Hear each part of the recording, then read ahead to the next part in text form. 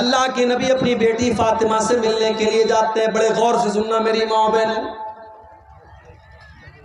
رات کا ٹائم ہے, شام کا ٹائم ہے. اللہ کے نبی اپنی بیٹی فاطمہ کے گھر پہنچے, دروازے پر پہنچے. کوئی چیز آپ کو نظر آئی, آپ کے چہرے پر ناگواری کا اثر ظاہر ہوا, کچھ ایسا تھا جو آپ کو برا لگا اور آپ واپس چلے آئے. بیٹی کو پتا چلا میرے ابا آئے تھے اور آ کر کے واپس چلے گئے. بیٹا ہوتا تو دھیان نہ دیتا, لیکن بیٹیاں بہت دھیان دیتی ہیں. بیٹیاں بہت دھیان دیتی ہیں. بیٹی تو اپنے ماں باپ کا چہرہ دیکھ کر کے پڑھ لیتی ہے کہ ابا ناراض ہے, اماں ناراض ہے, ماں بیمار ہے, باپ بیمار ہے, بیٹی سسرال میں ہے. موبائل پر کال گیا, بیٹی تیرے ابو کی طبیعت بہت خراب ہے. وہ بیچاری اپنے سارے کام دھام چھوڑ کر کے دوڑی دوڑی آتی ہے کہ میرا باپ بیمار ہے, پہلے میں اپنے باپ کی حال چال لے لوں, اس کے بعد کام ہوتا رہے گا. بیٹا اسی گھر میں رہتا ہے, کام دھام کرتا ہے, باپ بستر پہ پڑا ہے. بیٹے کو فرصت نہیں ہے کہ اپنے باپ کو ایک نظر آ کر کے دیکھ لے, اس سے 2 منٹ بات کرے. اس کے بعد بھی ہم لوگ بیٹوں کے لیے تڑپتے ہیں, اور بیٹیاں پیدا ہوتی ہیں تو ماتھے پر بل پڑ جاتا ہے. حضرت فاطمہ کو پتا چلا ابا جان آئے تھے, واپس چلے گئے. فوراً حضرت علی کو بھیجا کہ جا کر کے پوچھو کہ کیا بات ہے, ہم نے کون سی غلطی کر دی. حضرت علی آتے ہیں, اے اللہ کے نبی کیا بات ہے, آپ ہمارے گھر پر آئے اور دروازے سے واپس چلے گئے. اے اللہ کے نبی اگر کوئی خطا ہو گئی, کوئی غلطی ہو گئی تو بتا دیجیے. نبی اکرم نے کیا فرمایا, اے علی جب میں اپنی بیٹی کے گھر پہنچا میں نے دیکھا کہ میری بیٹی کے دروازے پر جو پردہ لٹک رہا ہے وہ بڑا ڈیزائن دار ہے. فرأیت علی بابہا سترا موشیا, میں نے دیکھا کہ میری بیٹی کے دروازے پر جو پردہ لٹک رہا ہے اس پر بڑے ڈیزائن بنے ہوئے ہیں, بہت بڑی تصویریں بنی ہوئی ہیں. اے علی مالی ولد دنیا, جب میرا دنیا سے کوئی لینا دینا نہیں ہے, جب میں نے ساری زندگی دنیا سے اپنے آپ کو دور رکھا, میں نے دنیا کی رنگینیوں سے اپنے آپ کو دور رکھا, تو اے علی میری بیٹی فاطمہ کے گھر کے اوپر یہ ڈیزائن دار پردہ کہاں سے آ گیا؟ جاؤ میری بیٹی سے کہہ دو وہ پردہ ہٹا کر کے مدینہ کے غریبوں میں تقسیم کر دے. یہ ہوتی ہے, یہ نبی کی زندگی تھی, یہ نبی کے صحابہ کی زندگی تھی, یہ نبی کے اہل بیت کی زندگی. اللہ نے فرمایا الہاکم التکاثر, یہ مال و دولت کی چکا چوند نے تم کو اللہ سے دور کر دیا ہے. یہ مال کرتے ہو, یہ مال کتنے دن تمہارے کام آئے گا؟ اللہ کے نبی فرماتے ہیں, اللہ تعالیٰ کہتا ہے یقول ابن آدم مالی مالی, آدم کا بیٹا کہتا ہے ہائے میرا مال, ہائے میرا مال. وما مالک الا ما اکلت فافنیت وما لبست فابلیت وما تصدقت فامضیت. اللہ کے نبی فرماتے ہیں کہ تیرے مال کی کیا حقیقت ہے, یا تو نے پہن کر کے پرانا کر دیا, یا تو نے کھا کر کے ختم کر دیا, یا تو نے اللہ کی راہ میں دان دے دیا, صدقہ کر دیا, خیرات کر دیا اور آخرت کے لیے آگے بڑھا دیا. یہی تو تیرا مال ہے. اور کیا تیرا مال ہے جو تو چھوڑ کے جاتا ہے وہ تو دوسروں کا ہو جاتا ہے, تیرا کیا ہے؟ تیرا کیا ہے؟ ساری زندگی جس مکان کو بناتے ہیں آپ, حرام کمائی سے جس مکان کو بناتے ہیں, ایک دن آتا ہے آپ مر جاتے ہیں اور آپ کے بچے اس مکان میں جس کو آپ نے کھڑے ہو کر کے بنوایا ہے, اس مکان میں آپ کے بچے آپ کی لاش کو 24 گھنٹے رکھنے کے لیے تیار. انسان مر گیا, 24 گھنٹے کوئی ڈیڈ باڈی کو رکھنے کے لیے تیار. بیوی کو بہت محبت ہے شوہر سے, بیوی کی آنکھوں میں آنسو بہ رہے ہیں, بیٹے رو رہے ہیں, مگر بیٹا ایک بار بھی نہیں کہتا میرے ابا جان کو میرے پاس رہنے دو.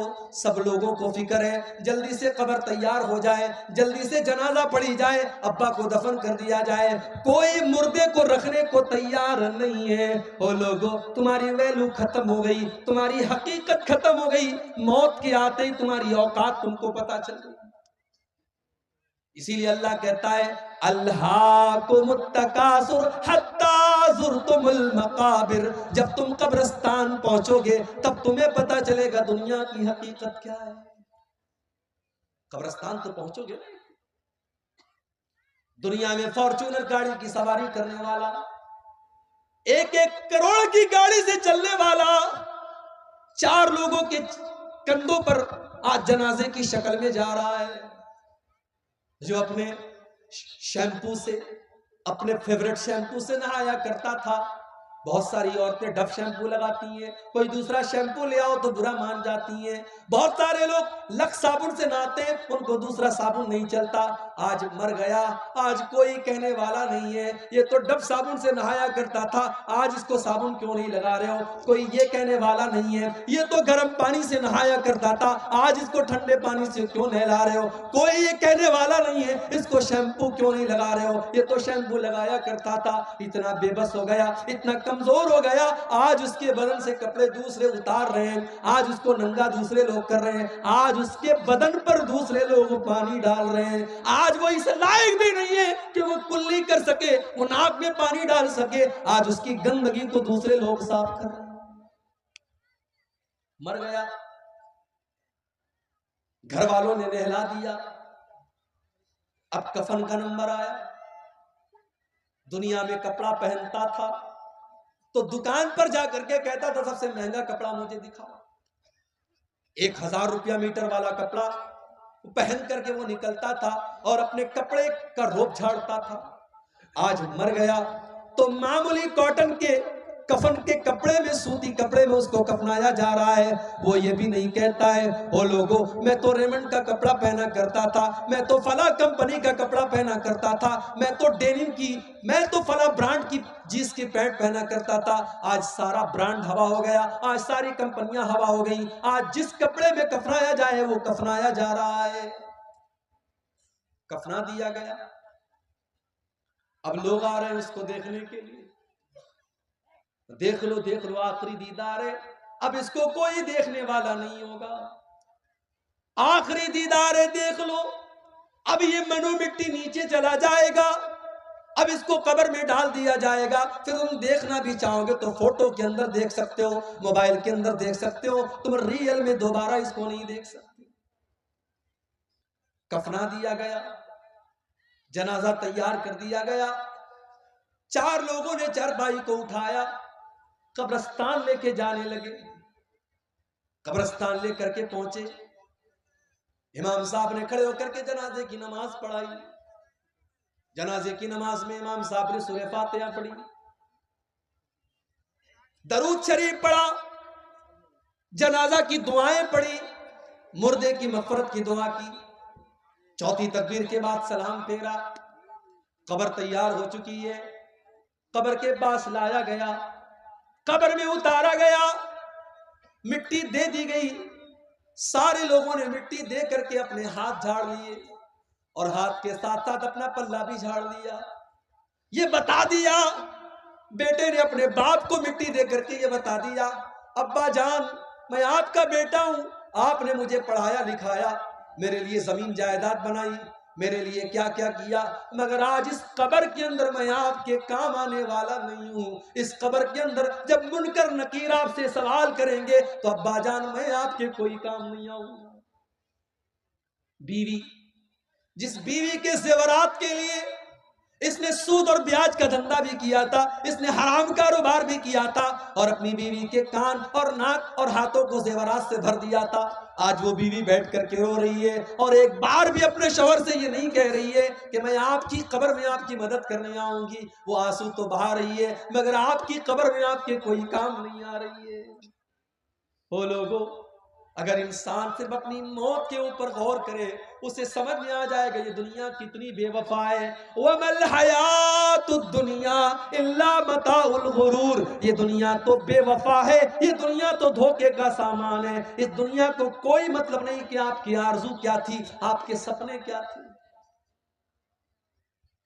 آج کل تو جوان موتیں ہو رہی،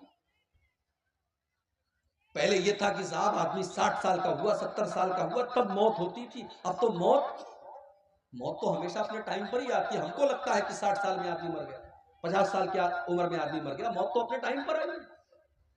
اس وقت جوان موتیں بہت ہو رہی ہیں، کسی کو کینسر ہو گیا، کسی کو ڈینگو ہو گیا، کوئی ایکسیڈنٹ میں مر گیا۔ الہ آباد کی سرزمین ہمارے یو پی کے اندر ہے، ڈاکٹر محسن نام کا ایک نوجوان لڑکا، ہٹا کٹا خوبصورت لڑکا، 1 سال پہلے مجھے جلسے میں ملتا ہے، میں منع کرتا ہوں پھر بھی میرے ساتھ سیلفی لیتا ہے، اپنا موبائل نمبر مجھے دیتا ہے، مجھ سے کانٹیکٹ میں رہتا ہے، قوم کی خدمت کرنے کا جذبہ بھی اس کے اندر ہے۔ 1 سال کا پیریڈ بھی نہیں گزرا، فیس بک کے اوپر پوسٹ آتی ہے ڈاکٹر محسن کی، مجھے ڈینگو ہو گیا ہے، میرے حق میں دعا کریں۔ 3 دن کے بعد میسج آتا ہے ڈاکٹر محسن کا انتقال ہو گیا، اس کی مغفرت کی دعا کریں۔ ڈاکٹر محسن نے کیا سوچا ہوگا، میں اس جوانی کی عالم میں، جبکہ ابھی تو میری شادی بھی نہیں ہوئی، میرے ماں باپ نے میری شادی کا سپنا دیکھا تھا، میرا رشتہ طے ہوا تھا، میں کسی کا داماد بننے والا تھا، کیا ڈاکٹر محسن نے یہ سوچا تھا کہ آج میں موت کے گھاٹ اتر جاؤں گا اور شادی کا دن بھی میں نہیں دیکھ پاؤں گا، میں دنیا سے اسی حال میں چلا جاؤں گا۔ میرے نوجوان ساتھیوں، یہ موت آپ سے پوچھ کر کے تو نہیں آئے گی، اس موت کو اس سے کوئی مطلب نہیں کہ آپ کے کون کون سے سپنے ہیں اور آپ کے کون کون سے ارادے ہیں، یہ موت آئے گی اور آپ کو آپ کے اپنوں سے جدا کر دے۔ ہمارے بڑے اچھے دوست تھے مولانا عبد الرحمن ساجد سلفی، اتر پردیش کے سدھارتھ نگر کے رہنے والے، ممبئی میں مسجد کے امام ہیں، تقریر کرنے کے لیے پونا جاتے ہیں، رات میں تقریر کر کے واپس لوٹ رہے ہیں، ٹیکسی کے اوپر سوار ہیں، ایکسیڈنٹ ہو جاتا ہے، انتقال ہو جاتا ہے، خوبصورت چہرہ لہو لہان ہو جاتا ہے، جو دیکھتا ہے اس کی آنکھوں میں آنسو آ جاتے ہیں۔ لیکن میرے پیارے بھائیوں، موت کو کوئی ترس نہیں آتا، موت کو کوئی رحم نہیں آتا، موت کا فرشتہ اس سے کوئی مطلب نہیں کہ آپ کا 1.5 سال کا بچہ آپ کا انتظار کر رہا ہے، ابھی آپ کی نئی شادی ہوئی ہے، ابھی آپ کی جوان بیوہ آپ کا انتظار کر رہی ہوگی، آپ کے ماں باپ آپ کا انتظار کر رہے ہیں، ابھی تو آپ نے مکان بھی نہیں بنایا، ابھی تو آپ نے زندگی میں بہت سارے سپنے پورے نہیں کیے، موت آئے گی اور آپ کے سارے سپنوں کو چکناچور کر دے گی۔ الہاکم التکاثر حتی زرتم المقابر، میرے بندو تم کتنا بھاگو گے، تم اللہ سے بھاگ کر کے کہاں جاؤ گے؟ حتی زرتم المقابر، ایک دن تو تم کو قبرستان آنا ہے۔ ہم تو اتنے بے رحم ہو گئے، ہم تو قبرستان میں بھی بیٹھ کر کے موبائل پر گرل فرینڈ سے باتیں کر رہے ہیں، ہم تو اتنے بے رحم ہو گئے کہ قبرستان پر بیٹھ کر کے غیبت اور چغلی ہو رہی ہے، اور قبرستان پہ بیٹھ کر کے جوا کھیلا جا رہا ہے، اور قبرستان میں بیٹھ کر کے شراب پی جا رہی ہے۔ ہمیں تو قبرستان میں بھی موت یاد نہیں آتی۔ او لوگو، میرے نبی کو تو قبر کو دیکھ کر کے موت یاد آ جاتی تھی۔ ابن ماجہ کی روایت ہے، ایک انصاری صحابی کا جنازہ ہے، جنازے کو قبر میں اتارا جا رہا ہے، اللہ کے پیارے نبی اپنے صحابہ کے ساتھ قبر کے پاس بیٹھے ہوئے ہیں، اور آپ کی آنکھوں سے آنسو بہنے لگتے ہیں، اور اتنا روتے حتی بل الثری، وہاں کی زمین آپ کی آنسوؤں سے بھیگ جاتی ہے۔ اس کے بعد آپ قبر کی طرف اشارہ کر کے کہتے ہیں لمثل ھذا فاعدوا یا اخوانی، اے میرے صحابہ اس قبر کی تیاری کرو، یہاں تم کو آنا ہے۔ او لوگو، ہم تو اتنے کٹھور دل ہو گئے، ہم کو تو قبر دیکھ کر کے بھی موت یاد نہیں آتی۔ حتی زرتم المقابر، قبرستان تو تم کو جانا ہے۔ انسان بہت ترقی کر گیا، بڑے بڑے ہاسپٹل کھل گئے، کٹیہار میں، کشن گنج میں، دلی میں، ممبئی میں، مگر آج بھی ڈاکٹر کے پاس موت کا کوئی علاج نہیں ہے۔ ایک ٹائم ایسا آتا ہے ڈاکٹر کہتا ہے صاحب مریض کو لے جاؤ، اب اس کو دوا کی نہیں، اس کو دعا کی ضرورت ہے۔ ایک ایسا ٹائم آتا ہے ڈاکٹر بھی اپنے، پولیس والا بھی اپنے سر کی ٹوپی اتار دیتا ہے، اور ڈاکٹر بھی اپنے سر کا رومال کھول دیتا ہے اور کہتا ہے اب ان کے پاس میرے پاس ان کا کوئی علاج نہیں، ان کی موت کا ٹائم آ چکا ہے۔ اسی لیے اللہ قرآن میں سورہ واقعہ کے اندر فرماتا ہے کلا اذا بلغت الحلقوم وانتم حینئذ تنظرون، میرے بندو جب موت کا ٹائم آتا ہے، جب روح کے نکلنے کا ٹائم آتا ہے، فلولا اذا بلغت الحلقوم وانتم حینئذ تنظرون، تو اپنی آنکھوں سے دیکھ رہے ہو کہ ایک انسان دنیا سے جا رہا ہے، اس کی موت کا ٹائم قریب ہے۔ وَنَحْنُ أَقْرَبُ إِلَيْهِ مِنْكُمْ وَلَكِنْ لَا تُبْصِرُونَ، بیوی یہ سمجھتی ہے کہ شوہر کے سب سے قریب میں بیٹھی ہوں، بیٹا یہ سمجھتا ہے کہ باپ کے سب سے قریب میں بیٹھا ہوں۔ اللہ کہتا ہے کہ تم سے زیادہ قریب تو ہم ہیں، اس مرنے والے سے تم سے زیادہ قریب تو ہم ہیں، لیکن تم کو نظر نہیں آتا ہم تو اس مرنے والے کے تم سے بھی زیادہ قریب ہیں۔ فلولا ان کنتم غیر مدینین ترجعونها ان کنتم صادقین، اگر تمہیں یہ لگتا ہے کہ تمہارے اوپر اللہ کا پاور نہیں ہے، اللہ کی طاقت نہیں ہے، تو ذرا مرنے والے کی روح کو واپس ڈال کر کے دکھا دو، ذرا موت سے اس کو بچا کر کے دکھا دو۔ تم نہیں دکھا سکتے، موت سے بچ نہیں سکتے، اور اسی لیے اللہ نے اپنے نبیوں کو بھی موت کے گھاٹ اتارا، نبیوں کو بھی موت آئی۔ سلیمان علیہ السلام اتنے بڑے نبی ہیں، جنات ان کے کنٹرول میں ہیں، اور جنات ان کے حکم سے بیت المقدس کی تعمیر کر رہے ہیں۔ حضرت سلیمان ان کو ڈائریکشن دے رہے ہیں اور جنات بیت المقدس کی تعمیر کر رہے ہیں۔ سلیمان علیہ السلام لاٹھی کے سہارے کھڑے ہیں اور ان کو ڈائریکشن دے رہے ہیں، اور اسی حال میں سلیمان علیہ السلام کو موت آ گئی۔ لاٹھی پر ٹیک لگا کر کے کھڑے تھے، موت آ گئی، انتقال ہو گیا سلیمان علیہ السلام، آنکھیں کھلی ہیں۔ جنات یہ سمجھ رہے ہیں کہ سلیمان علیہ السلام دیکھ رہے ہیں، وہ فٹافٹ اپنا کام کر رہے ہیں۔ قرآن کریم میں اللہ نے فرمایا فَلَمَّا قَضَيْنَا عَلَيْهِ الْمَوْتَ مَا دَلَّهُمْ عَلَى مَوْتِهِ إِلَّا دَابَّةُ الْأَرْضِ تَأْكُلُ مِنْ سَأْتَهُ، جب سلیمان کی موت کا فیصلہ ہم نے کر دیا تو جنات کو ان کی موت کے بارے میں پتہ بھی نہیں چلا، وہ تو ان کی لاٹھی کو جب گھن کے کیڑے نے کھا لیا اور لاٹھی کٹ کر کے گر گئی اور سلیمان علیہ السلام کی ڈیڈ باڈی زمین پر آ گئی، تب جنات کو پتا چلا کہ ان کو غیب کے بارے میں پتا نہیں، ان کو پتا نہیں کہ سلیمان کو موت کب آئی۔ سلیمان علیہ السلام کو بھی موت آئی، اور نبیوں کے سردار ہماری اور آپ کے پیارے نبی اور آخری نبی جناب محمد رسول اللہ صلی اللہ علیہ وسلم کو بھی موت آئی۔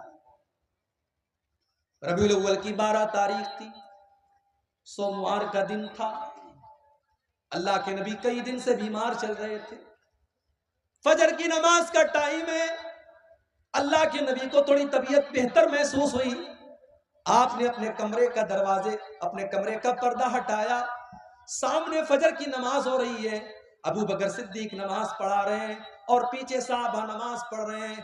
نبی اکرم نے اپنے صحابہ کو نماز پڑھتے ہوئے دیکھا، آپ کے چہرے پر مسکراہٹ پھیل گئی، آپ کو لگا میرا مشن کامیاب ہے، میری محنت کامیاب ہے، میرے صحابہ میرے بعد بھی نماز کو قائم رکھیں گے۔ میرے پیارے ساتھیوں، جا کر کے ذرا اپنی مسجدوں کا جائزہ لو۔ اس گاؤں کے اندر مجھے نہیں پتا کتنی مسجدیں ہیں، جاؤ ذرا مسجدوں میں فجر کی نماز کا جائزہ لو۔ اگر یہ بیچارے 70 سال والے 60 سال والے یہ ڈنڈا لے کر کے چلنے والے بوڑھے اگر مسجد میں جانا بند کر دیں تو شاید فجر کی نماز میں تالا لگ جائے مسجدوں میں، اور فجر کی نماز میں کوئی مسجد کو کھولنے والا نہ ہو۔ ہم تو نماز سے اتنے دور ہیں، کوئی بات نہیں ہے، ہمارا کاروبار چل رہا ہے، ہماری دکان چل رہی ہے، نماز ہو رہی ہے، اور محبت رسول کا دعویٰ۔ اللہ اکبر۔ ایک مرتبہ ربیع الاول کا مہینہ تھا، میرا پروگرام تھا کلیا چک میں، مالدہ میں۔ مالدہ اسٹیشن سے کلیا چک جانے میں عام طور سے 1 سے 1.5 گھنٹہ لگتا ہے، مجھے 3 گھنٹے لگ گئے۔ راستے پر جلوس نکل رہا تھا صاحب۔ کس کا جلوس نکل رہا ہے؟ نبی کے عاشقوں کا جلوس نکل رہا ہے، نبی کے عاشقوں کا جلوس نکل رہا ہے، ڈی جے بج رہا ہے، راستوں کو جام کر کے ناچ کر کے گا کر کے نعرے لگا کر کے لوگ محبت رسول ظاہر کرتے ہیں۔ جس کو نبی سے محبت ہوگی وہ جلوس نہیں نکالے گا، وہ ناچ گانا نہیں کرے گا، وہ ڈی جے نہیں بجائے گا، وہ میوزک نہیں بجائے گا۔ جس کو نبی سے محبت ہوگی وہ نماز قائم کرے گا، کیونکہ نبی کو نماز سے بڑی محبت تھی۔ اللہ کے نبی فرماتے ہیں جو علت قرۃ عینی فی الصلاۃ، نماز میری آنکھوں کی ٹھنڈک ہے۔ نماز کا ٹائم ہوتا تھا، اللہ کے نبی حضرت بلال سے کہتے تھے یا بلال ارحنا بالصلاۃ، اے بلال جلدی سے نماز کھڑی کرو اور مجھے میرے دل کو سکون پہنچاؤ۔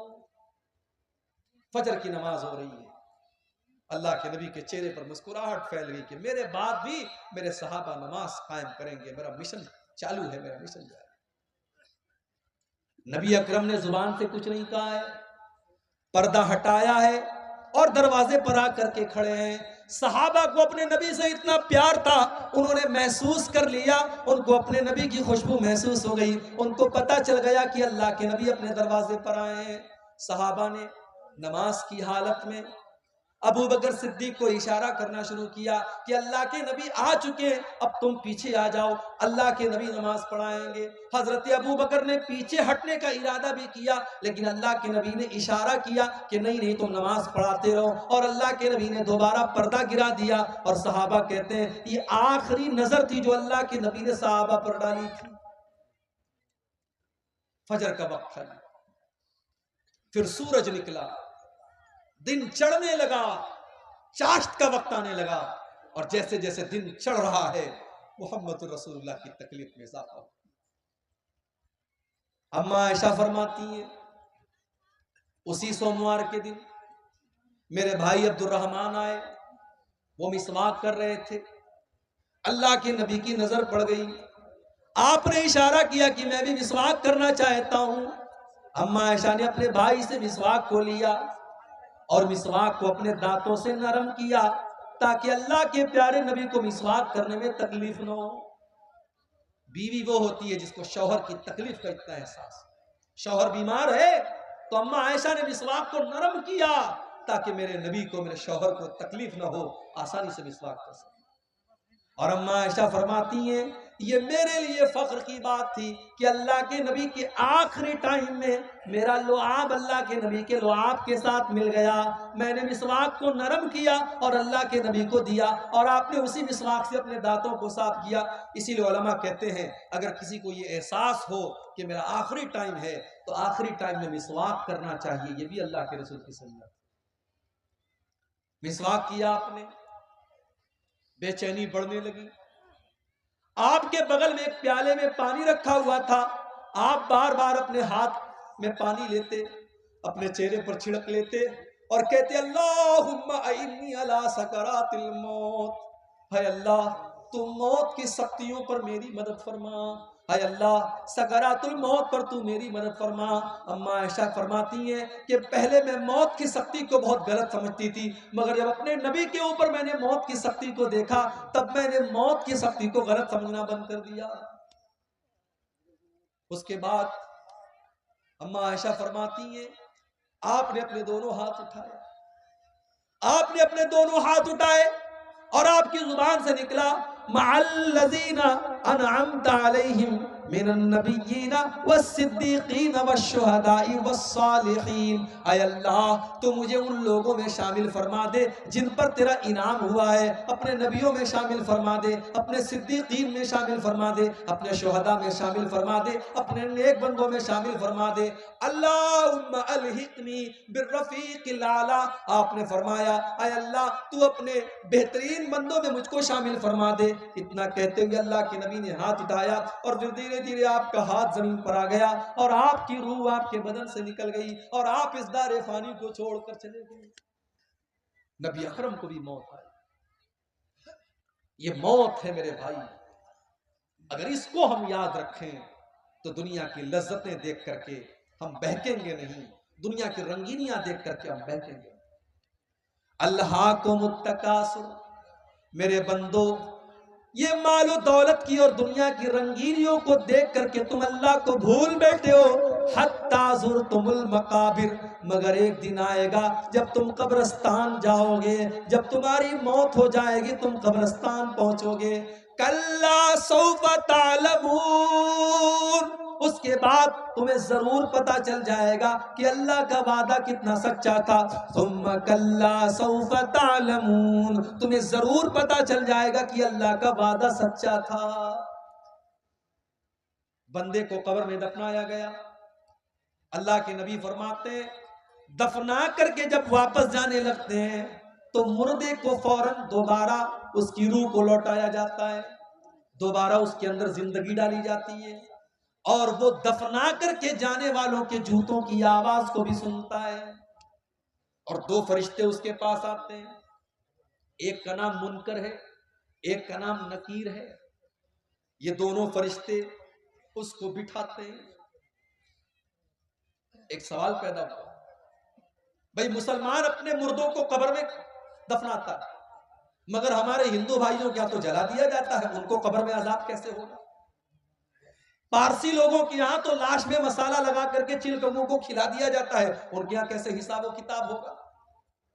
کوئی پانی میں سفر کر رہا تھا، ڈوب کر کے مر گیا، مچھلیوں نے اس کو کھا لیا، اس کا قبر میں حساب و کتاب کیسے ہوگا؟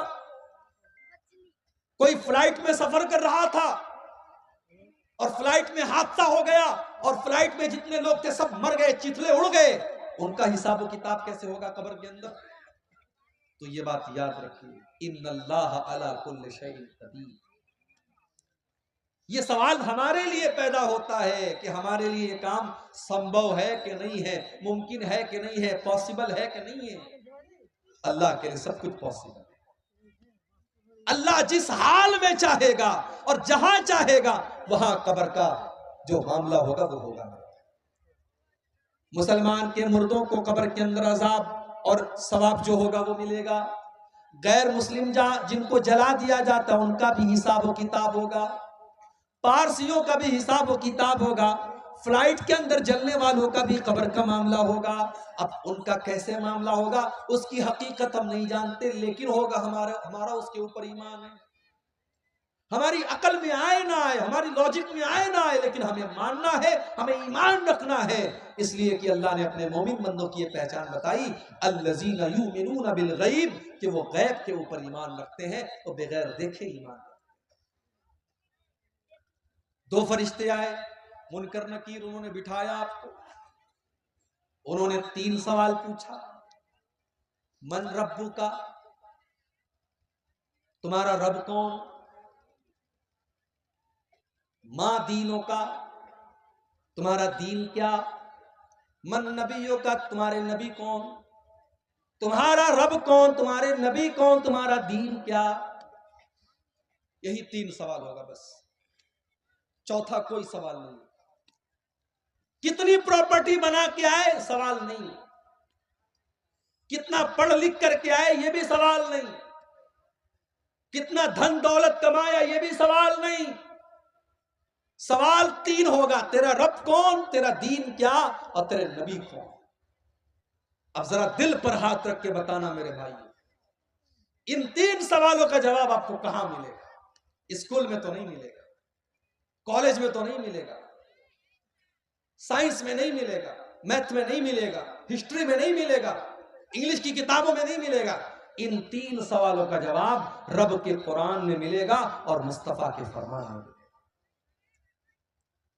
آپ آج بچوں کو مدرسے نہیں بھیجتے، مجھے اعتراض نہیں، آپ اسکول بھیجو، مجھے کوئی اعتراض نہیں، مگر آپ اپنے بچے کو اس لائق بناؤ، اپنی بیٹی کو اس لائق بناؤ کہ آپ کا بچہ اور بچی اسکول میں پڑھ کر بھی ان 3 سوالوں کا صحیح جواب دے دے، اسے پتا ہو کہ اس کا رب کون ہے، اسے پتا ہو اس کا اسلام، اس کا دین کیا ہے، اور اس کو پتا ہو کہ اس کے نبی کو۔ جس اسکول میں کرسمس کے موقع پر اوپر سے ٹافی گرا کر کے یہ بتایا جا رہا ہو کہ آج اللہ کا بیٹا پیدا ہوا ہے، نعوذ باللہ، آج اللہ کا بیٹا پیدا ہوا ہے، اس لیے اللہ تعالیٰ ٹافی بانٹ رہا ہے، جہاں اسکول میں بچوں کو یہ تعلیم دی جا رہی ہو، وہاں کا بچہ کیسے مسلمان ہوگا؟ جہاں لڑکیوں کو یہ سکھایا جا رہا ہو کہ تمہارے بدن کا کوئی پردہ نہیں ہے، تم جیسے چاہے ویسے کپڑے پہن کر کے نکل سکتی ہو، وہاں پڑھنے والی لڑکی کہاں سے پردہ کرے گی اور اس کی آنکھوں میں کہاں سے شرم و حیا آئے گی؟ اسی لیے آج مسلمان لڑکیاں غیروں کے ساتھ فرار ہو رہی ہیں۔ نام تھا سلمہ بانو، نام تھا عائشہ بانو، اس نے نام رکھ لیا سنگیتا دیوی، سیتا دیوی، اس نے مذہب بھی تبدیل کر لیا، اس نے مرتد بھی ہو گئی۔ وہ کتنی مثالیں موجود ہیں۔ آفتاب اور شردا کی کہانی تو بہت میڈیا والوں نے چلائی، مگر اس جیسی لاکھوں کہانیاں جہاں مسلمان لڑکیوں کو باقاعدہ جال میں پھنسایا گیا اور ان کو مرتد بنایا گیا اور مار کر کے عزت لوٹ کر کے ختم کر دیا گیا، ان کہانیوں کو کوئی میڈیا والا چلانے کو تیار نہیں ہے۔ اور آج تو میڈیا والوں کو بھی خریدا جا رہا ہے۔ اس ملک میں ایک چینل تھا، نیوز چینل، جو تھوڑی بہت سچائی دکھاتا تھا، اس کو بھی بہت بڑے لوگوں نے خرید لیا۔ یہ الگ بات ہے کہ ایک ایسا بھی جرنلسٹ تھا، ایک ایسا بھی پترکار تھا، صحافی تھا، وہ نہیں بکا، اس نے کہا میں NDTV سے استعفیٰ دے دوں گا، مگر میں جھوٹ کا ساتھ نہیں دے سکتا۔ اللہ ایسے پترکاروں اور ایسے جرنلسٹ کی حفاظت کرے، انہیں اور سچ بولنے کی توفیق دے۔ میرے بھائیوں، آپ سوچئے کہ آج ہماری بیٹیوں کے پاس دین کی تعلیم نہیں، انہیں ایمان کی اہمیت نہیں پتا، اور قبر میں یہی 3 سوال پوچھا جائے گا، تیرا رب کون ہے، تیرے نبی کون ہے، تیرا دین کیا ہے۔ اچھا اگر ہم دنیا میں رٹ لیں میرا رب اللہ ہے، میرا دین اسلام ہے، میرے نبی محمد ہے، رٹنے سے کام نہیں چلے گا، رٹنا نہیں ہے۔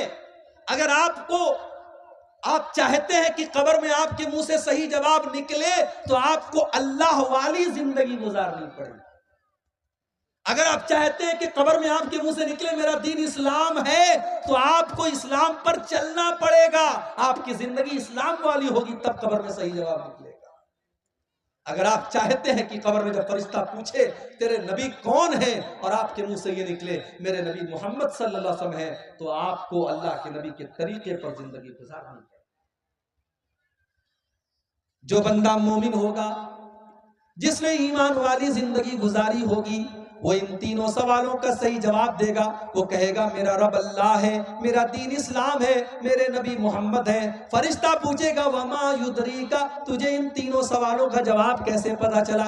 بندہ کہے گا قرأت کتاب اللہ، میں نے قرآن کو پڑھا تھا، میں نے حدیثوں کو پڑھا تھا، میں نے اللہ اور اس کے رسول کی باتوں کو پڑھا تھا۔ آج کون پڑھتا ہے؟ کون پڑھتا ہے قرآن کو؟ پہلے تو بوڑھی عورتیں گھر میں رہتی تھی، وہ بیچاری صبح قرآن پڑھتی تھی، اب تو وہ بوڑھیاں بھی ختم ہو گئی۔ اب کی تو عورتیں وہ ہیں کہ صبح کو وہ اٹھتی ہیں تو موبائل پر سیریل دیکھتی ہیں، پہلے رات کو بستر پہ سونے لگتی ہیں تو سیریل دیکھتی ہیں۔ نوجوان کو گانا سننے سے فرصت نہیں، بڈھوں کو گانا سننے سے فرصت نہیں۔ آج ہمارے گھروں میں قرآن کون پڑھتا ہے؟ میرے بھائی اپنے دل پر ہاتھ رکھ کر کے بتاؤ کہ آخری ٹائم آپ نے قرآن کو کب پڑھا؟ ہم نے قرآن کے ساتھ بہت ناانصافی کی، اور کل قیامت کے دن اللہ کے نبی ہمارا گریبان پکڑیں گے، اور اللہ کے نبی قیامت کے دن اللہ کی بارگاہ میں کہیں گے وقال الرسول یا رب ان قوم اتخذوا هذا القرآن مہجورا، اللہ کے رسول کہیں گے اے اللہ میری اس قوم نے قرآن کو چھوڑ دیا تھا، قرآن کو چھوڑ دیا تھا۔ قبر میں 3 سوالوں کا جواب دینے والا کہے گا میں نے قرآن کو پڑھا تھا، اور جو انسان کافر تھا، منافق تھا، اسلام پر نہیں چلتا تھا، اس کے منہ سے صحیح جواب نہیں نکلے گا، وہ چاہ کر کے بھی صحیح جواب نہیں دے پائے گا، اس کے منہ سے بس ایک ہی جواب نکلے گا ہاں ہاں لا ادری، ہائے ہائے میں نہیں جانتا۔ فرشتہ کہے گا تو نہیں جانتا اس لیے کہ ما دریت وما تلیتا، نہ تو نے علم حاصل کیا، نہ تو نے قرآن پڑھا، نہ تو نے حدیث پڑھی، نہ تو نے علماء سے علم حاصل کیا، نہ تو مدرسے گیا، نہ تو نے علماء سے سیکھا، نہ تو نے علم حاصل کیا، نہ تو نے خود پڑھنے کی کوشش کی۔ تو اللہ نے فرمایا کلا سوف تعلمون، ان قریب تم جان جاؤ، ثم کلا سوف تعلمون، تم ضرور جان جاؤ گے اپنی حقیقت کو۔ کلا لو تعلمون علم الیقین، میرے بندو اگر تم یقین کی نظر سے قبر کا منظر دیکھ لو تو اپنے مردوں کو دفنانا بند کر دو۔ اگر قبر کے اندر جو عذاب ہو رہا ہے، اگر وہ عذاب ہماری آنکھوں کے سامنے آ جائے میرے بھائی، تو کوئی اپنے باپ کو قبرستان لے کے نہیں جائے گا، کوئی اپنے بیٹے کو قبرستان لے کے نہیں جائے گا۔ اللہ کے نبی فرماتے ہیں کہ اگر مجھے اس بات کا ڈر نہ ہوتا کہ تم اپنے مردوں کو دفنانا بند کر دو گے تو میں اللہ سے دعا کرتا کہ وہ عذاب قبر کی آواز تم کو سنا، لیکن ہم سن لیں گے تو مردوں کو دفنانا بند کر دیں۔ کلا لو تعلمون علم الیقین، میرے بندو اگر تم یقین کی نظر سے قبر کے عذاب کو دیکھ لو، اللہ کے عذاب کو دیکھ لو تو تمہارا کیا حال ہوگا؟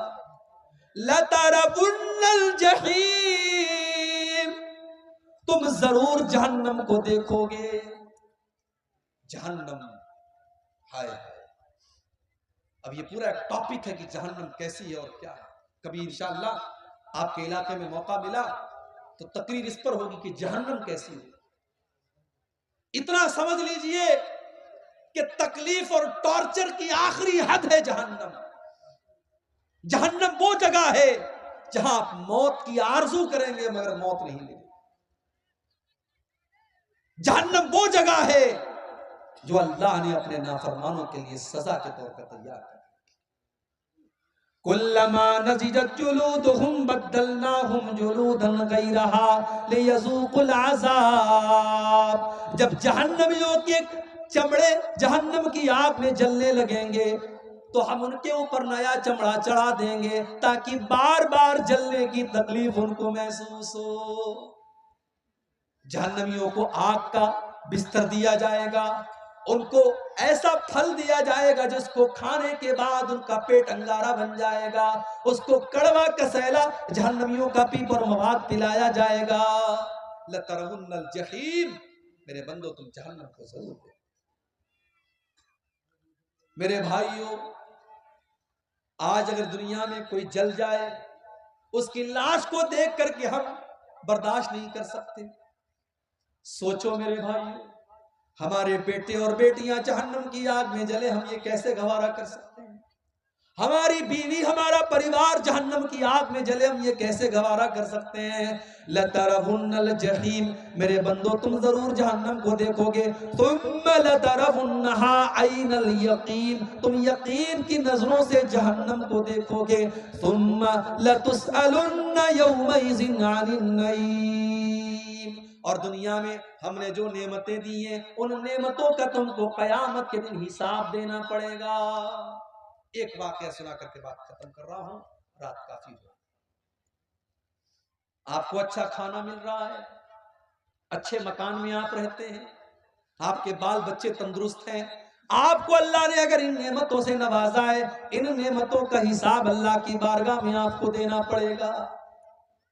صحیح ابن حبان کی روایت ہے, ایک دن حضرت عمر فاروق اپنے گھر سے نکلے, دوپہر کا ٹائم تھا, گھر سے نکلے, راستے میں ابو بکر صدیق سے ملاقات ہوئی. ابو بکر صدیق نے پوچھا کہ اے عمر کیا بات ہے, دوپہر میں کیوں نکلے ہو؟ حضرت عمر نے سچ بات بتا دی, کہا کہ ما اخرجنی الا الجوع, اے ابو بکر کیا بتاؤں, بہت تیز بھوک لگی ہے, کئی دنوں سے کھانا نہیں کھایا ہے, میں بھوک سے پریشان ہو کر کے نکلا ہوں. حضرت ابو بکر صدیق نے کہا اللہ کی قسم, جس وجہ سے تم نکلے ہو اسی وجہ سے میں نکلا ہوں, میں نے بھی کئی دن سے کھانا نہیں کھایا ہے, میں بھی بھوک سے پریشان ہو کر کے نکلا. تھوڑی دیر کے بعد اللہ کے پیارے نبی نکلے, دیکھا کہ ابو بکر موجود ہے, عمر موجود ہے. اے ابو بکر, اے عمر کیا بات ہے, اتنی دوپہر میں کیوں نکلے ہو؟ دونوں نے کہا کہ اے اللہ کے نبی ہم بھوک سے پریشان ہو کر کے نکلے. آپ نے فرمایا اے ابو بکر, اے عمر, واللہ ما اخرجنی الا الجوع, میں بھی بھوک سے پریشان ہو کر کے نکلا ہوں. ہمارے پاس آج چین سے روٹی مل رہی ہے, چین سے چاول مل رہا ہے, کھا رہے ہیں, پی رہے ہیں, کتنی بڑی نعمت ہے. یہاں اللہ کے نبی ہیں, ابو بکر ہیں, عمر ہیں, دنیا کے اللہ کے نبی ہیں, اور نبی کے بعد دنیا کی سب سے مہان دو ہستیاں ہیں, اور یہ تینوں لوگ بھوکے ہو کر کے نکلے.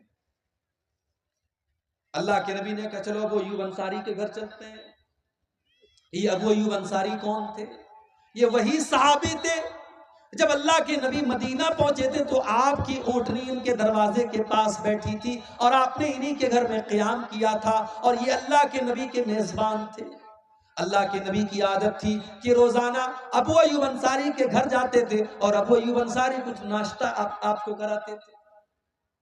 دوپہر کا ٹائم تھا, اللہ کے نبی گئے, دروازہ کھٹکھٹایا, بیوی نے دروازہ کھولا, ام ایوب نے دروازہ کھولا, دیکھا کہ اللہ کے نبی اور ابو بکر اور عمر موجود ہیں. ام ایوب نے کہا مرحبا, خوش آمدید, ویلکم, سواگت, اے اللہ کے نبی آپ میرے گھر پر پدھارے ہیں, آپ میرے گھر پر آئے ہیں, یہ تو میرے لیے بڑی قسمت کی بات ہے. اے اللہ کے نبی آپ جلدی سے گھر میں تشریف لائیں. نبی اکرم نے پوچھا ابو ایوب انصاری ہیں گھر پہ؟ اے اللہ کے نبی وہ تو کھیت میں کام کر رہے ہیں. ابھی یہ بات چیت چل ہی رہی ہے کہ ابو ایوب انصاری کھیت میں کام کر رہے ہیں اور کانوں میں اللہ کے نبی کی آواز پہنچی، آئے دروازے پر اور خوش ہو کر کے کہنے لگے آج تو میری بڑی خوش نصیبی کی بات ہے، اللہ کے رسول میرے گھر پہ آئے ہیں، ابو بکر میرے گھر پہ آئے ہیں، عمر میرے گھر پہ، تینوں لوگ گھر میں داخل ہیں۔ ابو ایوب انصاری نے پوچھا اے اللہ کے نبی آپ تو شام کے ٹائم آتے تھے، دوپہر کے ٹائم آپ نہیں آتے تھے، کیا بات ہے؟ اے ابو ایوب بہت تیز بھوک لگی ہے، کچھ کھانے کا لاؤ۔ اے اللہ کے نبی ابھی لاتا ہوں۔ جلدی سے دوڑے دوڑے گئے اور کھجوروں کی ہر ٹائپ کی کھجوروں کا گچھا توڑ کے لے آئے۔ کچھ پکی کھجوریں تھی، کچھ کچی کھجوریں تھی، کچھ تر کھجوریں تھی، کچھ سوکھی کھجوریں تھی، ساری کھجوروں کا گچھا لے کے آ گئے۔ ٹھنڈا ٹھنڈا پانی لے کے آ گئے۔ اپنی بیوی سے کہا تو روٹی بنا، اور بکری کو پکڑ کے لائے اور بکری کو ذبح کرنے لگے۔ نبی اکرم نے پوچھا کہ یہ دودھ دینے والی بکری تو نہیں ہے؟ کہا نہیں ہے اللہ کے نبی۔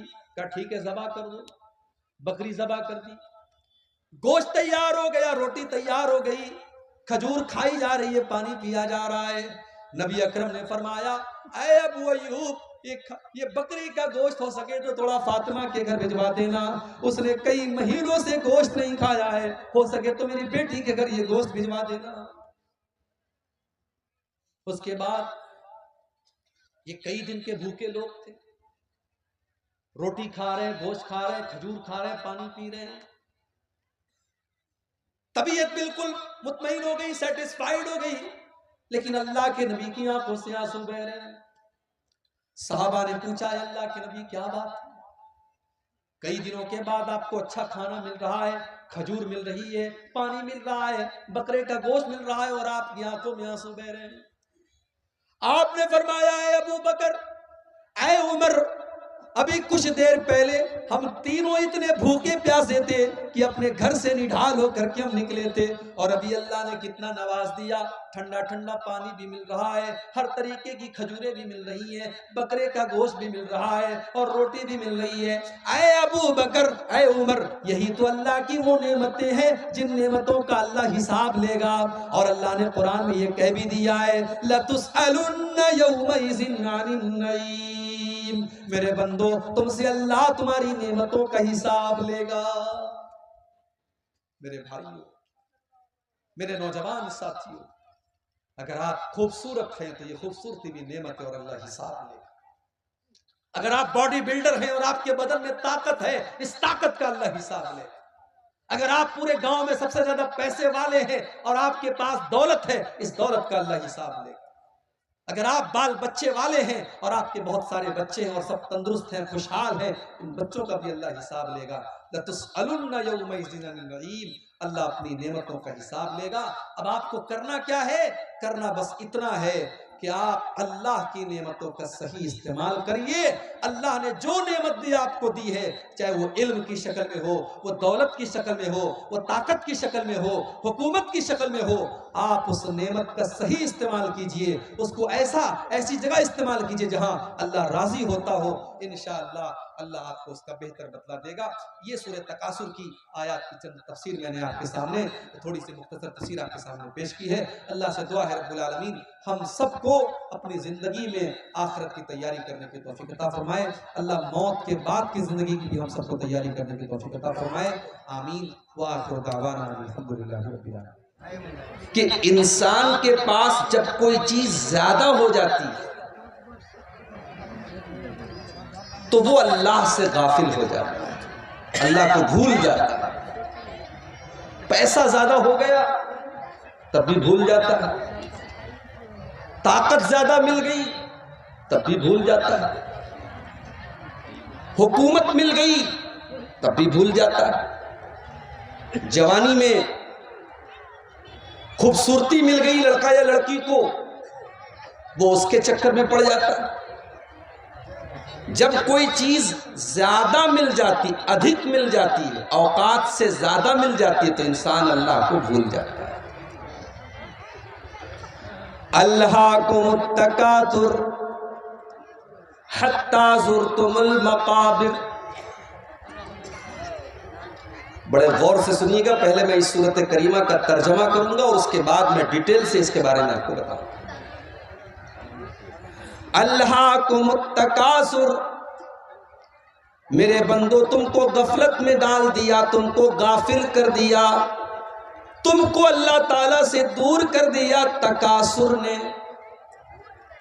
اب تکاثر کا مطلب کیا ہے؟ ہندی میں کہتے ہیں کسی چیز کا ادھک ہو جانا، انگلش میں کہتے ہیں ایکسس ہو جانا، اردو میں کہتے ہیں ضرورت سے زائد ہو جانا، اور بنگلہ میں شاید ادھک کو ادھک بول دیتے ہوں، اتی کو اوتی بول دیتے ہوں گے، ایسے کرتے نا، دہی کو دوئی بول دیتے، تھوڑا گول کر دیتے ہیں۔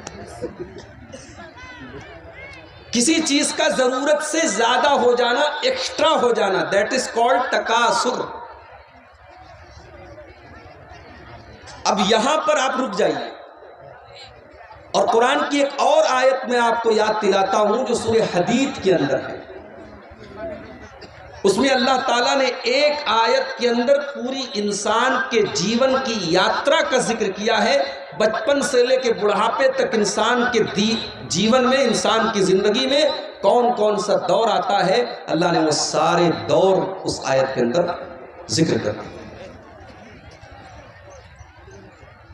انما الحیات الدنیا لہو ولعب وزینۃ وتفاخر بینکم وتکاثر فی الاموال والاولاد۔ یہ دنیا کی زندگی کیا ہے؟ فرمایا انما الحیات الدنیا لعب ولہو، یہ تو کھیل ہے۔ بچہ پیدا ہوتا ہے، 3-4 سال کا ہوتا ہے، اس کا ایک ہی کام ہے، ٹائم پر کھانا کھائے گا، رات میں سوئے گا اور باقی ٹائم وہ کھیلے گا۔ اسے کمائی کی کوئی چنتا نہیں، نہ باپ کا پریشر ہے کہ تو کما کے لا، نہ ماں کا دباؤ ہے تو کما کے لا، نہ بیوی نہ بچے نہ کوئی ذمہ داری۔ اسی لیے کسی شاعر نے اپنی شاعری کے اندر بھی یہ کہا ہے کہ بھلے چھین لو مجھ سے میری جوانی، مگر مجھ کو لوٹا دو میرا وہ بچپن۔ بچپن کا وہ زمانہ بڑی بے فکری کا زمانہ ہوتا ہے، اس میں ٹینشن نہیں ہے، اس میں ذمہ داری نہیں ہے، اس میں کمانے کا کوئی جھنجٹ نہیں ہے، اس میں کسی کو حساب نہیں دینا ہے۔ اللہ نے فرمایا میرے بندو یہ تمہاری زندگی کا پہلا دور ہے، انما الحیات الدنیا لعب، تمہاری زندگی کی شروعات ہوتی ہے کھیل سے۔ اس کے بعد فرمایا وَلَهْوٌ، پھر دوسرا زمانہ شروع ہوتا ہے، تم 12 سال کے 15 سال کے ہو جاتے ہو، اب تمہیں تماشا پسند آنے لگتا ہے، تمہیں ناچ گانا اچھا لگنے لگتا ہے، تمہیں تصویریں دیکھنا اچھا لگنے لگتا ہے، تمہاری زندگی میں اب تماشا آنے لگتا ہے، لہو آنے لگتا ہے۔ وَزِینَةٌ، اس کے بعد جب تم 20 سال کے ہو جاتے ہو، 25 سال کے ہو جاتے ہو، تو تمہیں سجنے سنورنے کا شوق پیدا ہو جاتا ہے، لڑکیوں کو میک اپ کرنے کا شوق آ جاتا ہے، لڑکوں کو ایک سے ایک بال رکھنے کا شوق آ جاتا ہے، ایک سے ایک کپڑا پہننے کا شوق آ جاتا ہے، زینت کا شوق پیدا ہو جاتا ہے۔ ابھی مولانا نے بیان کیا، ہمارے مولانا جمال الدین صاحب نے، نوجوانوں میں بال کے بارے میں۔ اب یہ سب تقریروں میں بس بیان ہوتا ہے، ورنہ ہیئر اسٹائل تو ایسی ایسی ہے ماشاءاللہ کہ مت پوچھیے، ہمارے نوجوان تو ایسے ایسے بال رکھتے ہیں کہ کبھی کبھی تو ڈاؤٹ ہونے لگتا ہے کہ یہ آ رہا ہے کہ آ رہی ہے، ایسے ایسے بال رکھے جا رہے ہیں۔ آج کل ایک نیا دور چلا ہے ہاتھوں میں ٹیٹو بنوانے کا، گردن پہ ٹیٹو بنوانے کا، فیشن کے نام پر کچھ بھی کرنے کے لیے تیار ہے ہمارا نوجوان، چاہے وہ لڑکا ہو چاہے وہ لڑکی۔ میرے پیارے ساتھیو، اسلام آپ کو فیشن سے منع نہیں کرتا، جاؤ بڑے کھلے الفاظ میں کہتا ہوں، اسلام آپ کو فیشن سے منع نہیں کرتا، آپ ایک سے ایک کپڑا پہنو، اسلام کوئی منع ہی نہیں کرتا، خوبصورت سے خوبصورت بال رکھو، اسلام منع نہیں کرتا، ہاں شریعت کی لمٹ کے اندر رہ کر کے آپ کو رکھنا ہے۔ لڑکیاں وہ کپڑا پہنے جو ان کے پورے بدن کو ڈھانپتا ہو، وہ شلوار سوٹ بھی پہن سکتی ہیں، اگر پورے بدن کو ڈھانپنے والی ساڑی ہے تو وہ ساڑی بھی پہن سکتی ہیں. وہ گھر کے اندر اگر ایسا کوئی لباس ہے جس سے ان کے پورے بدن کو وہ لباس چھپا رہا ہے تو وہ لباس وہ پہن سکتی ہیں. اسلام میں لباس کو لے کر کے کوئی ڈریس کوڈ نہیں بنایا گیا, کوئی یونیفارم نہیں بنایا گیا. ہمارے نوجوان بھائی, کوئی ضروری نہیں ہے کہ آپ کرتا پائجامہ پہنے. ساؤتھ انڈیا کے اندر تو مولوی لوگ بھی پینٹ شرٹ پہنتے ہیں. جمعہ کا خطبہ دینے والا مولوی بھی پینٹ شرٹ پہنتا ہے, کوٹ اور پینٹ پہنتا ہے. یہاں اگر ہم پینٹ کوٹ پہن کر کے آ جائیں اور کٹیہار اسٹیشن پہ جلسہ والے ریسیو کرنے کے لیے پہنچ جائیں تو ناراض ہو جائیں. یہاں تو مولوی کا مطلب کہ صاحب مولوی بیچارہ وہ دوسرے سیارے سے آیا ہے, دوسرے زندگی, دوسرے دنیا کی مخلوق ہے. سارا زمانہ پینٹ شرٹ پہن سکتا ہے, مولوی بیچارہ نہیں پہن سکتا. مولوی تو کرتا پائجامہ میں ہی اچھا لگے.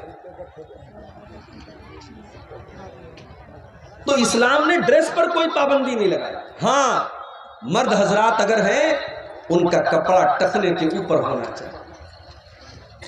نماز کی حالت میں آپ کوئی ایسا کپڑا نہیں پہن کر کے نماز پڑھ سکتے جس میں آپ کا کندھا کھلا ہو اور گھٹنے سے لے کر کے ناف تک کا حصہ یہ مرد کا سطر ہے جو نماز کے اندر تو ہر حال میں چھپا ہونا چاہیے اور عام حالات میں بھی چھپا ہونا چاہیے. کوئی مجبوری ہو تو الگ. گھٹنے سے لے کر کے ناف تک کا حصہ اور کندھا ڈھکا ہونا ضروری ہے نماز کی حالت.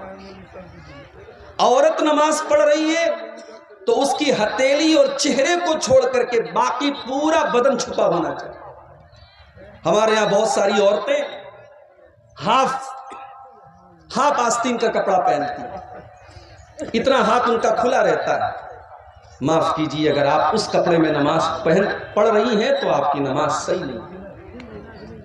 نماز کی حالت میں آپ کا کپڑا صرف ہتھیلی اور چہرہ کھلا ہونا چاہیے, باقی پورا بدن آپ کا چھپا ہونا چاہیے. تو اسلام نے پابندی کہاں لگائی میرے بھائی؟ آپ بال رکھو مگر انسانوں کے جیسا بال رکھو. یہ آدھا بال ہے اور آدھا ٹکلا ہے, یہ کون سا بال ہے بھائی؟ یہ قضا ہے جس کو اللہ کے نبی نے لعنت فرمائی ہے. اور ہمارا نوجوان وہ سمجھ رہا ہے کہ ہم بہت اچھے لگ رہے ہیں. کچھ نوجوانوں کو دیکھا کہ وہ کان میں بالی پہنے ہوئے ہیں, کچھ نوجوانوں کو دیکھا کہ وہ ہاتھوں میں کڑا پہنے ہوئے. سمجھ میں نہیں آتا یہ مسلمان ہے کہ غیر مسلم ہے. داڑھی تو ویسے ہی نہیں ہے, بال لمبے لمبے ہیں, کانوں میں بالی ہے, منہ میں گٹکھا دبائے ہوئے ہے, ہاتھوں میں کڑا بھی پہنے ہوئے ہے. اب کیسے پتہ لگے گا کہ مسلمان ہے کہ غیر مسلم ہے؟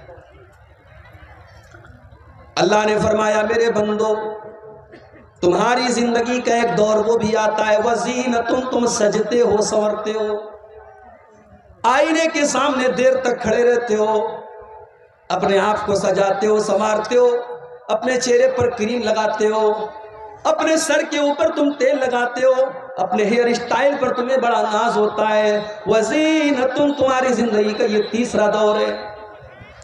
وَتَفَاخُرٌ بَيْنَكُمْ, اس کے بعد ایک اور دور آتا ہے جب تم ایک دوسرے کے اوپر فخر کرنے لگتے ہو.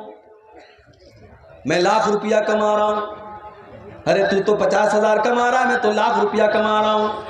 تیرے پاس تو چھوٹا موٹا مکان ہے, میرے پاس تو میرے گاؤں میں سب سے شاندار مکان ہے, میرے پاس تو 4 ویلر گاڑی ہے, میرے پاس تو یہ ہے, میرے پاس تو وہ ہے. ایک ایسا دور بھی آتا ہے جب انسان کمپٹیشن کرنے لگتا ہے, جب مقابلہ کرنے لگتا ہے, جب پرتی اسپردھا کرنے لگتا ہے, جب ایک دوسرے سے آگے نکلنے کے چکر میں پڑ جاتا ہے. وَتَكَاثُرٌ فِي الْأَمْوَالِ وَالْأَوْلَادِ, 35 سال کا ہو گیا, شادی ہو گئی, بچے بھی ہو گئے, پھر اور بڑا ہوا, 40 سال کا ہوا, اب بچے بھی بڑے بڑے ہونے لگے, کچھ بچیوں کی شادی بھی ہو گئی, اب ناتی نتنی بھی ہو گئے, نواسے بھی ہو گئے, پوتے پوتیاں بھی ہونے لگے. اب تو بس ایک ہی دل کا ارادہ ہے کہ خوب ڈھیر سارا پیسہ ہو جائے اور ڈھیر سارا میرا پریوار بڑا ہو جائے, میرے بچے, میرے پوتے, میرے نواسے جب میرے سامنے آ جائیں تو مجھے لگے کہ میرا کتنا بڑا کنبہ ہے, میرا کتنا بڑا پریوار ہے. وَتَكَاثُرٌ فِي الْأَمْوَالِ وَالْأَوْلَادِ, میرے بندو جب تم بڑھاپے کو پہنچ جاتے ہو تو اب تمہاری زندگی کا بس ایک ہی مشن ہے کہ ڈھیر سارا مال ہو جائے اور ڈھیر سارے بچے اور اعلیٰ اولاد ہو جائے. کمثل غیث اعجب الکفار نباتہ ثم یہیج فتراہ مصفرا ثم یکون حطاما. میرے بندو جب آسمان سے بارش ہوتی ہے تو زمین سے جو پیداوار نکلتی ہے وہ پہلے ہری بھری ہوتی ہے، وہ پہلے ہری بھری ہوتی ہے، پھر وہ پیلی ہونے لگتی ہے، پھر وہ پکنے لگتی ہے، اور پھر ایک ٹائم ایسا آتا ہے جب کھیت کو کاٹ دیا جاتا ہے، دھان کے کھیتوں کو کاٹ دیا گیا، پورا میدان صفا چٹ ہو گیا. میرے بندو ایک دن تمہاری زندگی کی فصل بھی کٹ جائے گی، ایک دن تمہاری جوانی ڈھل جائے گی، ایک دن تمہاری خوبصورتی ختم ہو جائے گی، تمہارا پیسہ ختم ہو جائے گا، تمہاری دولت ختم ہو جائے گی، تمہارے بدن کی طاقت ختم ہو جائے گی، تم کٹی ہوئی فصل کی طرح ہو جاؤ گے. اب آ جائیے آپ واپس قرآن کے 30ویں پارے. الہاکم التکاثر. میرے بندو تم کو غافل کر دیا ہے کثرت کی چاہت نے، زیادہ مال کمانے کے چکر میں، زیادہ پیسہ کمانے کے چکر میں، زیادہ طاقت کے نشے نے، زیادہ حکومت کے نشے نے تم کو اللہ سے غافل کر دیا ہے. وہ پیسہ کمانے والوں، پیسہ تو قارون کے پاس بھی بہت تھا، اتنا پیسہ تھا قارون کے پاس. قرآن کہتا ہے وَآتَيْنَاهُ مِنَ الْكُنُوزِ مَا إِنَّ مَفَاتِحَهُ لَتَنُوءُ بِالْعُصْبَةِ. اتنا خزانہ تھا قارون کے پاس، اس کے خزانوں کی چابیوں کو بڑے بڑے پہلوان بڑی مشکل سے اٹھاتے تھے. قارون جب کپڑا پہن کر کے نکلتا تھا، جب سج سمر کر کے نکلتا تھا، تو قارون کی قوم کے لوگ کہتے تھے یا لیت لنا مثل ما اوتی قارون، کاش ہمارے پاس بھی اتنی دھن دولت ہوتی، ہمارے پاس بھی اتنا پیسہ ہوتا جو قارون کے پاس ہے، ہمارے پاس بھی قارون کے جیسا کپڑا ہوتا، ہمارے پاس بھی قارون کے جیسی دولت ہوتی. او میری پیاری ماں بہن، آج دوسروں کے کپڑے دیکھ کر کے تم اپنے شوہروں کو آ کر کے سناتی ہو میری سہیلی نے ایسا کپڑا خریدا، میری پڑوسن نے ایسا کپڑا خریدا، میری سہیلی کے شوہر نے اس کو ناک کی کیل دلائی، اس کو کان کی ایئرنگ دلائی. تم کو اس سے کوئی مطلب نہیں. شوہر بیچارہ کہاں کہاں سے کما کر کے تمہاری گھر گرہستی جٹا رہا ہے، تمہارا پریوار چلا رہا ہے، تم دوسروں کا کپڑا اور دوسروں کا زیور دیکھ کر کے اپنے شوہروں کو پریشان کرتی ہو. اور میں نے تو یہاں تک دیکھا کتنی عورتیں ایسی ہیں، شوہر بیچارہ کہتا ہے میں کیا کروں، میں تو معمولی دکاندار ہوں، 500 روپے روزانہ کماتا ہوں، جو کماتا ہوں اتنا میرا خرچ ہے، میں کہاں سے تیرے سونے کا زیور بنواؤں، میں کہاں سے تیرے ہاتھوں میں سونے کی چوڑی لا کر کے دوں. تو بیوی کہتی ہے مجھے اس سے کوئی مطلب نہیں، تم چوری کرو، تم ڈاکہ ڈالو، لیکن مجھے سونے کی چوڑی لا کر کے دو. کتنی بیویاں ہیں جو اپنے شوہروں کو حرام کمائی کھانے پر مجبور کرتی ہیں. میری پیاری ماں بہن، مجھے اچھی طریقے سے سیمانچل کے جلسوں کا پتہ ہے، پنڈال میں جتنی عورتیں اس سے زیادہ تو آپ کو سڑکوں پر مل جائیں گی. مجھے اچھی طریقے سے پتہ ہے کہ آپ جلسوں کے اندر بھی کیا مزاج آپ نے بنا کر کے رکھا ہے. اللہ کے واسطے میری پیاری ماں بہنوں، کبھی اگر موقع ملے تو اپنے نبی کی بیویوں کے حالات بھی جا کر کے دیکھ لینا. انہوں نے کیسی زندگی گزاری ہے، انہوں نے کیا کھایا ہے، انہوں نے کیا پہنا ہے، ان کی زندگی کیسی گزری ہے. ذرا نبی کے پریوار کی زندگی بھی آپ اٹھا کے دیکھیں. اماں عائشہ میرے نبی کی بیوی ہیں، ہم سب کی ماں ہیں. اماں عائشہ اپنے بھانجے سے کہتی ہیں کہ اے میرے بھانجے عروہ، ہم 2 مہینے تک ہمارے گھر میں چولہا نہیں جلتا تھا، 2 مہینے کا چاند ہم دیکھ لیتے تھے. وَمَا يُوقَدُ فِي أَبْيَاتِ رَسُولِ اللَّهِ صلی اللہ علیہ وسلم نار. اللہ کے نبی کے گھر میں چولہا نہیں جلتا تھا. عروہ نے پوچھا خالہ جان، جب چولہا نہیں جلتا تھا تو آپ لوگ کیا کھاتے تھے، کیسے آپ کی زندگی گزرتی تھی؟ اماں عائشہ فرماتی ہیں الاسودان التمر والماء، اے میرے بھانجے ہم کھجور کھا لیتے تھے اور پانی پی لیتے تھے اور اسی پر گزارا کر لیا کرتے تھے. بڑی قربانیاں دی ہیں نبی کے گھر والوں نے، فاقے کیے ہیں، بھوکے رہے. ذرا نبی کے کمروں کا حال دیکھو. میں جب سیمانچل میں آج ایک مدرسے میں گیا، دیکھا کہ 300 بچیاں پڑھ رہی ہیں. مدرسہ چھوٹا سا ہے, ٹین کا شیڈ ہے, مٹی کا فرش ہے. میں نے دیکھا کہ آج کے دور میں جب لوگوں کے پاس اتنے شاندار مکان ہیں, آج بھی بہار کے اور سیمانچل کے اندر ایسے مدرسے چل رہے ہیں, یہ کتنی بڑی بات ہے. مجھے اللہ کے نبی کے کمروں کی یاد آئی جس کا ذکر حدیث کی کتابوں میں کیا گیا. نبی کے کمرے کیسے تھے؟ حدیث میں آتا ہے مٹی کا فرش ہوتا تھا, کھجور کے پتوں کا اور کھجور کے درختوں کا پلر ہوتا تھا اور اس کا چھپر ہوتا تھا. ایک معمولی سا ٹاٹ کا پردہ لٹکا رہتا تھا اور چھت کی ہائٹ اتنی کم تھی کہ اگر ہاتھ اٹھایا جائے تو ہاتھ چھت سے ٹچ کر جاتا تھا.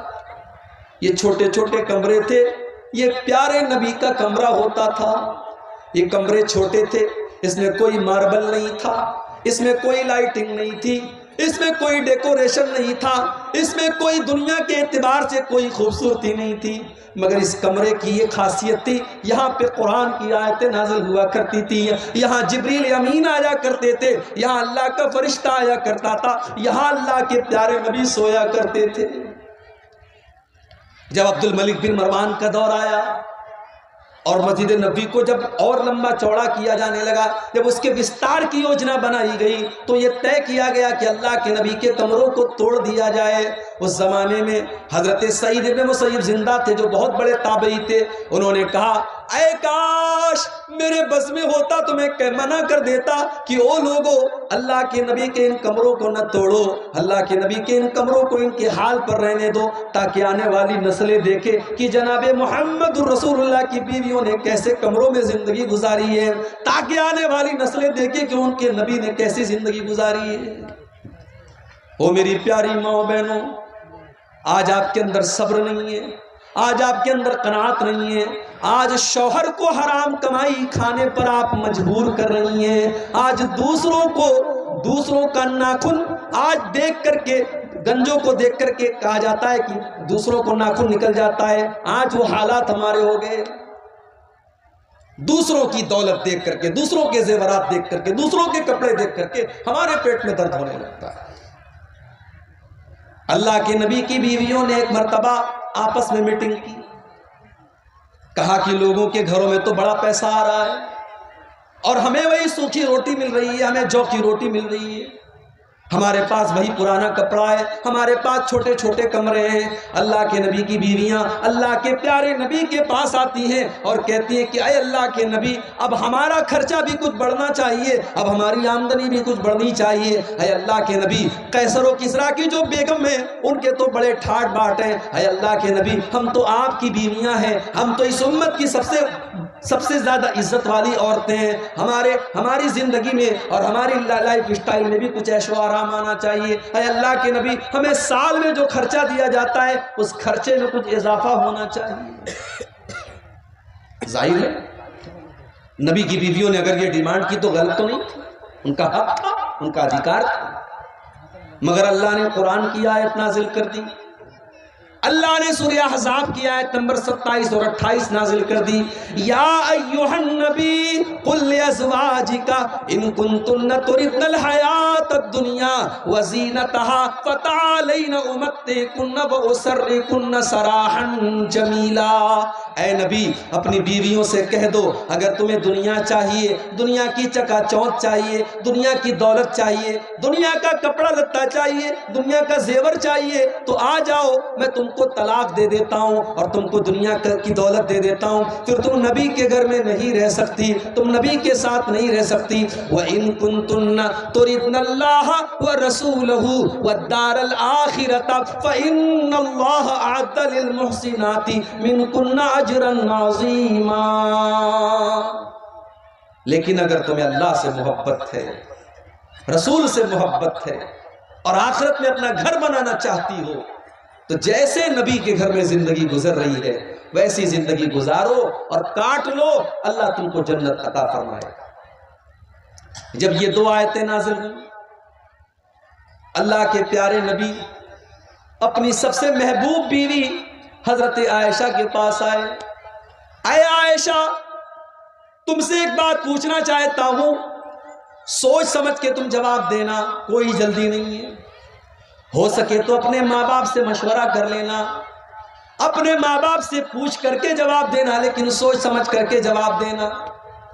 اے اللہ کے نبی کیا بات ہے، اتنا سسپینس کیوں ہے، یہ آپ اتنی شرائط کیوں لگا رہے ہیں، آخر بات کیا ہے مجھے بتائیے۔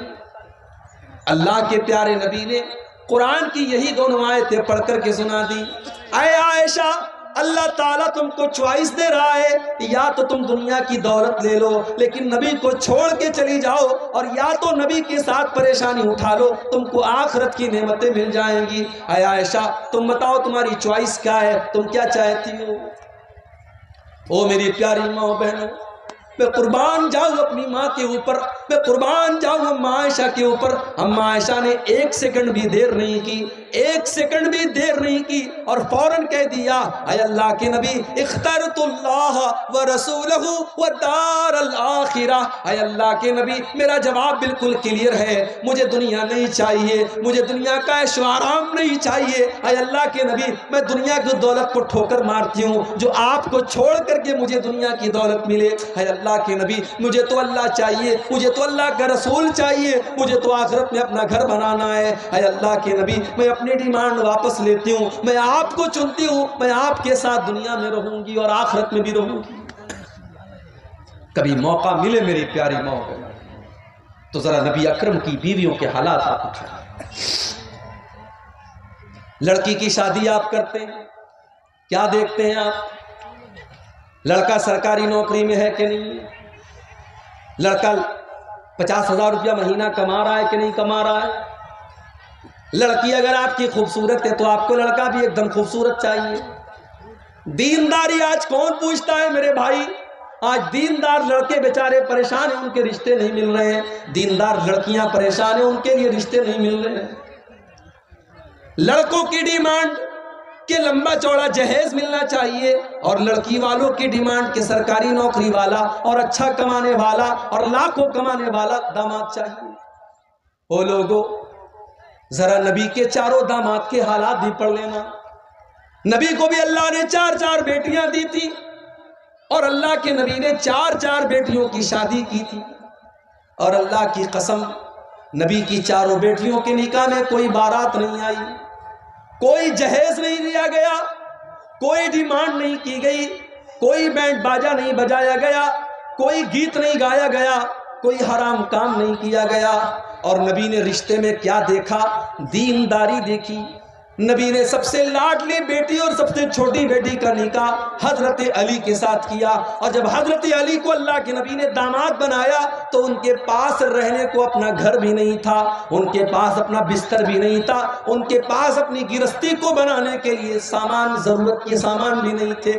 اسی لیے جب اللہ کے نبی نے حضرت فاطمہ کی شادی کی تو گرستی کو بنانے کے لیے آپ نے بستر بھی دیا، آپ نے تکیہ بھی دیا، آپ نے چادر بھی دیا، آپ نے برتن بھی دیا تاکہ گرستی بن جائے۔ نبی نے داماد کے اندر دینداری دیکھی، اخلاق دیکھا، کیریکٹر دیکھا، کردار دیکھا۔ شادی ہو گئی، نبی کی سب سے لاڈلی بیٹی سسرال میں سارے کام خود کرتی ہے، حسن و حسین کی پرورش بھی کر رہی ہے، اور پانی بھر بھر کے لا رہی ہے، گھر کی صفائی بھی کر رہی ہے، آٹا بھی اپنے ہاتھوں سے گوندھ رہی ہے، سارے گھر کے کام کر رہی ہے، کوئی نوکرانی نہیں ہے، کوئی غلام نہیں ہے، کوئی نوکر نہیں ہے۔ حضرت فاطمہ کو پتا چلا میرے ابا جان کے پاس کچھ غلام آئے ہیں، کچھ لونڈیاں آئی ہیں۔ بخاری کے الفاظ ہیں، حضرت فاطمہ اپنے ابا سے ملنے کے لیے آتی ہیں، ابا سے ملاقات نہیں ہوتی ہے۔ حضرت فاطمہ اماں عائشہ کو یہ پیغام سناتی ہیں، میرے ابا جان آئے تو ان کو بتا دینا کہ آپ کی بیٹی فاطمہ آپ سے ملنے کے لیے آئی تھی، اور وہ اس لیے آئی تھی کیونکہ اس آپ کی بیٹی کے ہاتھوں پر محنت کرنے کی وجہ سے نشان پڑ گئے ہیں، آپ کی لاڈلی بیٹی کے ہاتھوں پر نشان پڑ گئے ہیں۔ ابا جان اگر ہو سکے تو اپنی بیٹی کو ایک غلام دے دینا، ایک نوکر دے دینا، آپ کی بیٹی کو گھر میں کام کرنے میں کچھ سہولت مل جائے، اس کو سپورٹ مل جائے، کوئی نوکر دے دینا۔ شام کو اللہ کے نبی گھر میں آئے، اماں عائشہ نے بتایا کہ آپ کی بیٹی ملنے کے لیے آئی تھی اور آپ سے غلام مانگ رہی ہے۔ بخاری کے الفاظ ہیں، اللہ کے نبی اسی وقت اپنی بیٹی کے گھر پہنچے، دروازہ کھٹکھٹایا، دروازہ کھلا، بستر پر پہنچے، داماد علی بھی موجود ہیں اور بیٹی فاطمہ بھی موجود ہے۔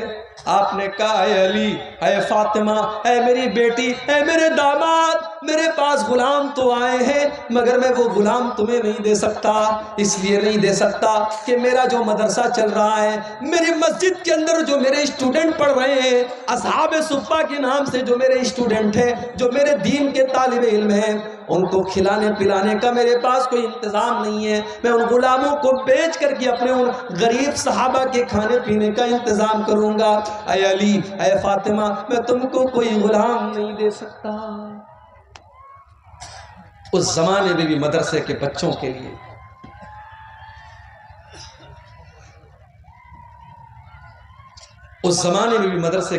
لیے نبی نے چندہ کیا، اور آج بھی چندہ کرنا پڑ رہا ہے۔ نبی نے اپنے پریوار اور اپنی فیملی کی ضرورتوں کو قربان کر کے اپنے مدرسے کو چلایا ہے، اور آج بھی کتنے مدرسے ایسے ہیں جو بڑی مشکل سے چلتے ہیں، اور بڑی مشکلوں کے بعد ان مدرسوں سے پڑھ کر کے کوئی عالم دین بنتا ہے۔ لوگوں کے گھروں میں لائن لگا کر کے جاگیر کا کھانا کھا کر کے یہ بچے 8 سال 10 سال کے بعد عالم بنتے ہیں۔ ان کی قدر کیا کرو میرے بھائی، ان کی عزت کیا کرو، یہ بڑی قربانیوں کے بعد عالم بنتے ہیں۔ یہ 1400 سال کا اتہاس رہا ہے کہ دین کے ادارے اور دین کے مدرسے آسانی سے نہیں چلتے ہیں۔ نبی نے اپنی بیٹی کا پیٹ کاٹا ہے، اپنا پیٹ کاٹا ہے اور اپنے مدرسے کو چلایا ہے۔ کہا ہے میری بیٹی فاطمہ، میں تمہیں غلام نہیں دے سکتا، میں تمہیں نوکر نہیں دے سکتا، لیکن ہاں میں تم کو اس سے بہتر ایک چیز بتا دیتا ہوں۔ اذا اویتما الى فراشکما فسبحا 33 وکبرا 33 واحمدا 33۔ جب تم بستر پہ سونے جایا کرو تو 33 بار سبحان اللہ پڑھ لیا کرو، 33 بار الحمدللہ پڑھ لیا کرو، اور 34 بار تم اللہ اکبر پڑھ لیا کرو۔ فذالکما خیر لکما من خادم، تمہیں کسی نوکر کی ضرورت نہیں پڑے گی، تمہارے بدن کی ساری تھکان دور ہو جائے گی، تم یہ تسبیح پڑھ کے بستر پہ سو جانا۔ نبی نے اپنی بیٹی کو تسبیح سکھائی ہے، اور ہم نے اپنی بیٹی کو کیا سکھایا ہے؟ کٹیہار کے انگلش میڈیم میں ہمارا بچہ پڑھتا ہے، ہماری بیٹی پڑھتی ہے۔ اسکول کا پروگرام ہوا، سالانہ فنکشن ہوا، اینول فنکشن ہوا، سج سمر کے ہم بھی گئے، اپنی محترمہ کو بھی لے کے گئے۔ وہاں ہماری 10 سال کی لڑکی ناچ رہی ہے بالی ووڈ کے کسی گانے پر، اور ہم ویڈیو بنا رہے ہیں اور اسٹیٹس لگا رہے ہیں اور پورے خاندان کو دکھا رہے ہیں، دیکھو میری بیٹی میرا نام روشن کر رہی ہے، کتنا اچھا ڈانس کیا ہماری بیٹی۔ نبی نے اپنی بیٹی کو تسبیح سکھائی، اور ہم اپنے بچوں کو گانا سکھایا۔ جو بو گے وہ کاٹو گے، جو اپنے بچوں کو سکھاؤ گے کل بڑے ہو کر کے وہی سیکھیں گے میرے بھائی۔ نبی نے اپنے بچوں کو تسبیح سکھائی۔ تربیت آپ کرتے ہیں۔ نوجوان آج اگر بگڑا ہے، لڑکے بگڑے ہیں، لڑکیاں بگڑی ہیں، تو سوال یہ ہے کہ آپ کیا کر رہے تھے؟ آپ کی ذمہ داری کیا تھی؟ آپ نے اپنی ذمہ داری کو پورا کیا۔ نبی اکرم نے کیسی تربیت کی اپنے بچوں کی؟ یہ کیسا شور آ رہا ہے؟ اچھا ادھر کچھ میرا ہوگا۔ صحیح مسلم کے الفاظ ہیں،